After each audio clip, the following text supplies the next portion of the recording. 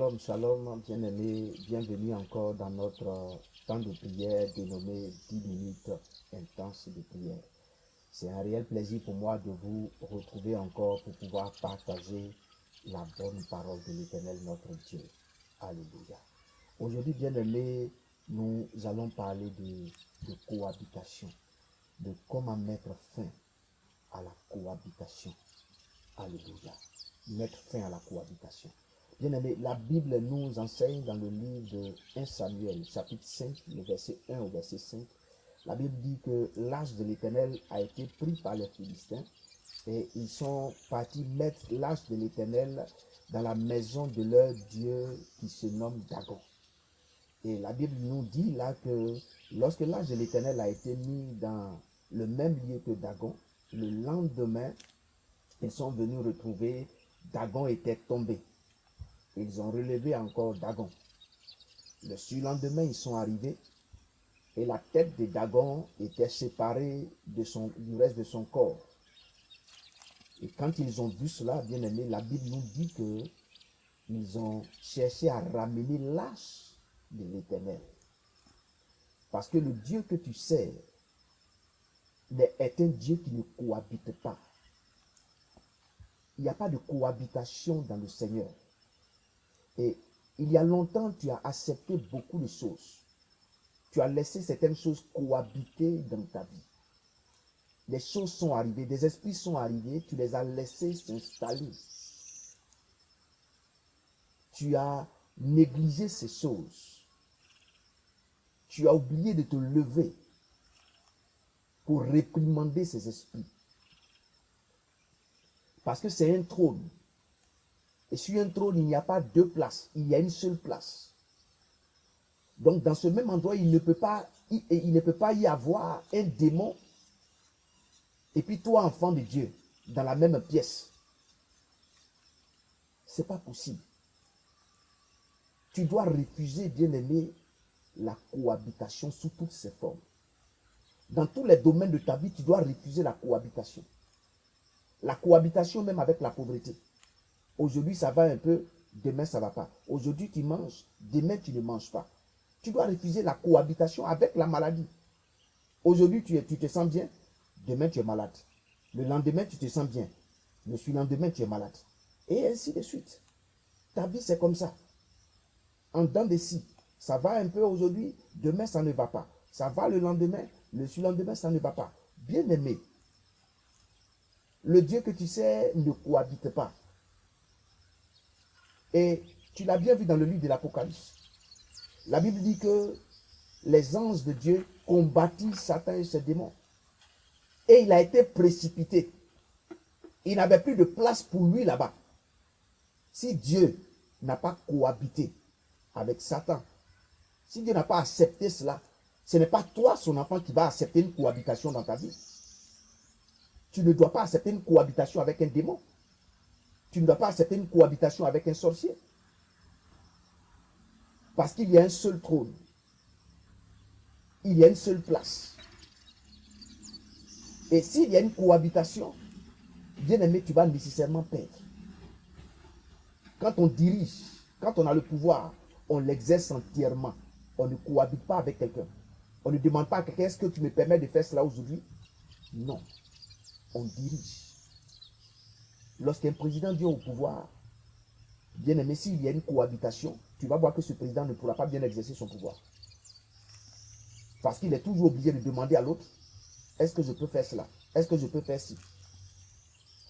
Mais quand il vient au pouvoir, s'il a les pleins pouvoirs, s'il n'y a pas de cohabitation, tu vas voir que son plan de gouvernement, ce qu'il a envie de faire, il est capable de mettre cela en œuvre. C'est cela. Et beaucoup d'entre nous aujourd'hui, bien aimés, dans nos vies, il y a tellement de cohabitation. Il y a tellement d'esprits qui viennent pour cohabiter avec nous. Les sorciers cohabitent avec nous. Les malheurs cohabitent avec nous. Et dans notre vie de chaque jour, ça devient difficile. Et quand tu cohabites avec des esprits, tu t'affaiblis sans le savoir. Et c'est prouvé dans ce monde. Tu t'affaiblis. La cohabitation n'est pas souhaitable. La cohabitation n'est pas voulue par Dieu. Lorsque l'âge de l'Éternel a été mis dans ce lit avec Dagon, Dieu a fait tomber Dagon. Dieu a brisé Dagon. Au point où ils étaient obligés de ramener l'âge de l'Éternel. Dieu ne cohabite pas avec d'autres dieux. Quand il règne pleinement. Il ne partage pas son pouvoir. Il ne partage pas son règne. Et lorsque les Philistins l'ont envoyé là, il a commencé à exercer son règne. Il a commencé à les frapper, dit la Bible. Ils étaient obligés de le libérer, de ramener l'âge de l'Éternel, là d'où il vient. Bien-aimé, tes ennemis doivent sentir que tu es fils de Dieu, que tu es enfant de Dieu. Ils doivent savoir qu'il ne peut pas cohabiter avec toi. Soit il te laisse en paix, il quitte là. C'est la seule option. C'est la seule option que tu peux donner à tes ennemis. C'est la seule option que tu peux donner aux démons. Alléluia. C'est la seule option pour les démons. Il n'y a pas de cohabitation avec les démons. Je veux t'inviter dans ton esprit, bien-aimé. Si l'Éternel Dieu que tu sers n'a pas accepté la cohabitation dans le ciel, ce n'est pas toi, son enfant, qui va accepter la cohabitation dans différents domaines de ta vie. Alléluia. Tu ne peux pas accepter la cohabitation. Frère, ce n'est pas une option.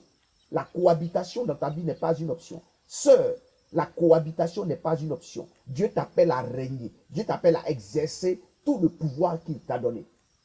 Alléluia. Dieu t'appelle à exercer tout le pouvoir qu'il a mis entre tes mains.